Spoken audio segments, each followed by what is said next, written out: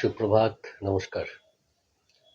News 18 ডিজিটালে আপনাদের সকলকে স্বাগত। আমি বিশ্বজিৎ রয়েছি আপনাদের সঙ্গে। আপনারা দেখছেন নিউজ 18 ডিজিটাল। নিউজ 18 বাংলার ফেসবুক পেজে নিউজ 18 ডিজিটাল। আর এই সময় মর্নিং ওয়েদার আপডেট আপনাদের জানাবো। সময় হয়েছে মর্নিং ওয়েদার আপডেট জানানোর। ইতিমধ্যেই অনেকে এসছেন, আর যারা যারা এসছেন তাদের কাছে একটাই রিকোয়েস্ট, আমার আওয়াজ পরিষ্কার শুনতে পাচ্ছেন কিনা, আর দ্বিতীয়ত আপনারা কোথায় আছেন, সেখানে কেমন আবহাওয়া, সেই সংক্রান্ত বিষয় জানাবেন। কে কোথায় আছেন অবশ্যই জানাবেন। আর আমার আওয়াজ পরিষ্কার শোনা যাচ্ছে কিনা, তাহলে বিস্তারিত আবহাওয়ার তথ্যে যাব। ইতিমধ্যেই আবার একটা হালকা শীতের আমেজ সকাল সন্ধ্যে বেশ কিছুটা তাপমাত্রা নেমেছে। কলকাতায় তাপমাত্রা রাত এবং দিন অর্থাৎ সর্বোচ্চ এবং সর্বনিম্ন দুই তাপমাত্রাই বেশ কিছুটা নেমেছে, বেশ কিছুটা নিচের দিকে রয়েছে। ইতিমধ্যেই 100-রও বেশি মানুষ যারা দেখছেন এই মুহূর্তে নিউজ 18 ডিজিটাল, তাদের কাছে রিকোয়েস্ট করছি যে আমার আওয়াজটা কি পরিষ্কার শোনা যাচ্ছে, যদি একটু জানান তাহলে বিস্তারিত তথ্যে যেতে পারি। এবং কে কোথায় আছেন আর সেখানেই বা আবহাওয়া কেমন জানাবেন অবশ্যই।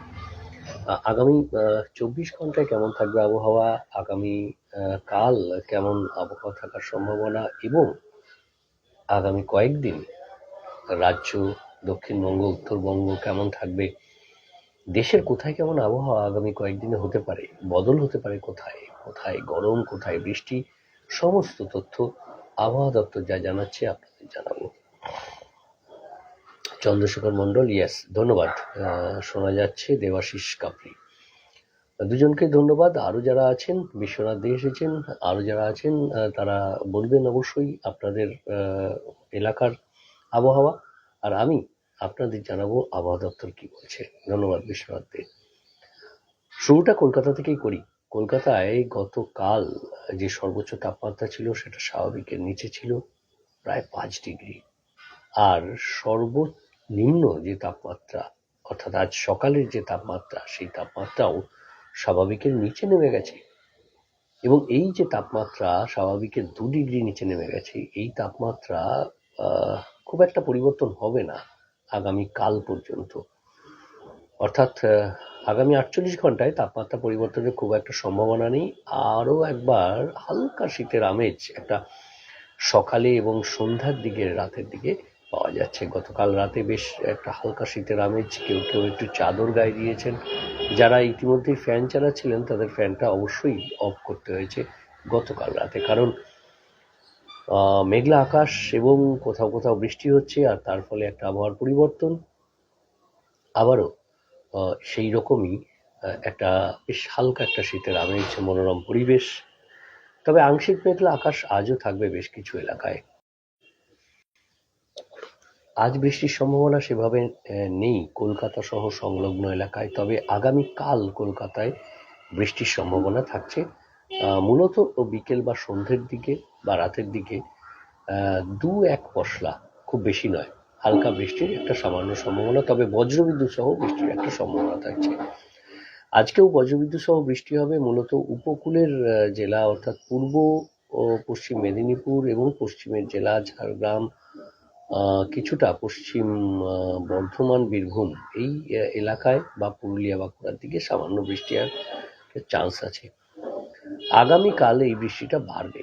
আগামীকাল বৃষ্টি দক্ষিণবঙ্গের বেশিরভাগ জেলায় হতে পারে। অর্থাৎ আজ যে আবহাওয়া অর্থাৎ পার্টলি ক্লাউডি স্কাই রয়েছে, এটা হয়তো ক্লাউডি স্কাই হয়ে যেতে পারে বেশিরভাগ জেলাতে।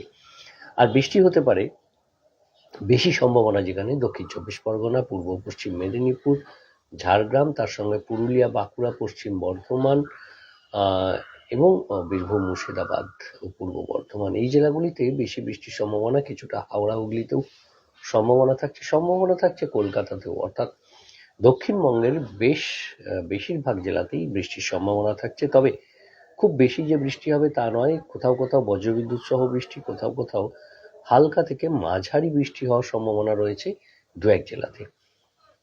আর বেশিরভাগ জেলাতেই 2-1 পশলা, 2-1 জায়গায়, আবারও বলছি, স্বল্প বৃষ্টির সম্ভাবনা। 2-1 জায়গায় বৃষ্টি, 2-1 পশলা বৃষ্টি, এবং খুব অল্প পরিমাণে অর্থাৎ হালকা বৃষ্টির সম্ভাবনা। যাই হোক, মঙ্গলবারের পর থেকে কিন্তু আবহাওয়ার একটা পরিবর্তন আসবে। বুধবার থেকে আবার সেই বসন্তের আবহাওয়া পুরোদমে, অর্থাৎ তাপমাত্রা বাড়বে এবং একইভাবে এই যে হালকা শীতের আমেজ সেটা উধাও হবে। বুধবার থেকে আবহাওয়ার পরিবর্তন। বুধবার থেকে শনিবার পর্যন্ত কার্যত আর বৃষ্টির সেভাবে সম্ভাবনা নেই, শুষ্ক আবহাওয়া থাকবে এবং জলীয় বাষ্প যে ফিডিং হচ্ছিল, অর্থাৎ এই মুহূর্তে বিপরীতে একটা ঘূর্ণাবর্ত রয়েছে উত্তর বঙ্গোপসাগরে, পাশাপাশি ছত্তিশগড়ে একটি অক্ষরেখা ও একটি ঘূর্ণাবর্ত রয়েছে। ছত্তিশগড় থেকে একেবারে দক্ষিণ ভারত পর্যন্ত একটি অক্ষরেখা রয়েছে, আর এই সব সিস্টেমের টানে প্রচুর জলীয় বাষ্প ঢুকছে, আর এই জলীয় বাষ্প থেকেই মূলত বাংলা, ওড়িশা তে বৃষ্টির সম্ভাবনা বেশি, কিছুটা ঝাড়খণ্ডেও। বৃষ্টি, বজ্রবিদ্যুৎ সহ বৃষ্টির সম্ভাবনা এবং অরুণাচল প্রদেশে তো হচ্ছেই, তার সঙ্গে আসাম, মেঘালয়, মণিপুর, মিজোরাম, ত্রিপুরা, এই যে উত্তর পূর্ব ভারতের রাজ্যগুলি, সেখানেও কিন্তু বৃষ্টির সম্ভাবনা আগামী 24 থেকে 48 ঘন্টায় থাকছে। কিন্তু পাল্টা গরম, অস্বস্তিকর আবহাওয়া এখানে না হলেও দক্ষিণ ভারতে হবে।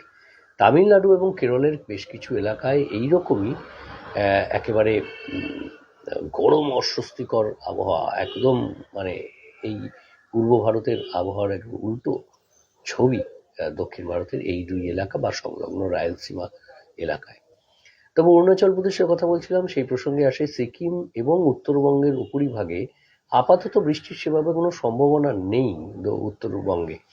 তবে ওই দার্জিলিং, কালিম্পংয়ে হালকা বৃষ্টি দু এক পশলা হতে পারে, নাও পারে। তবে উত্তরবঙ্গে এই পরিস্থিতির একটা বদল হবে সপ্তাহের শেষ দিকে, কারণ একটি পশ্চিমী ঝঞ্ঝা বৃহস্পতিবার নাগাদ ঢুকবে। তার ফলে কিন্তু একটা আবহাওয়ার আমূল পরিবর্তন হবে। নর্থ ওয়েস্ট যে হিলি এরিয়া, অর্থাৎ জম্মু কাশ্মীর, লাদাখ, এদিকে হিমাচল প্রদেশ, উত্তরাখণ্ড পর্যন্ত তার প্রভাব পড়বে।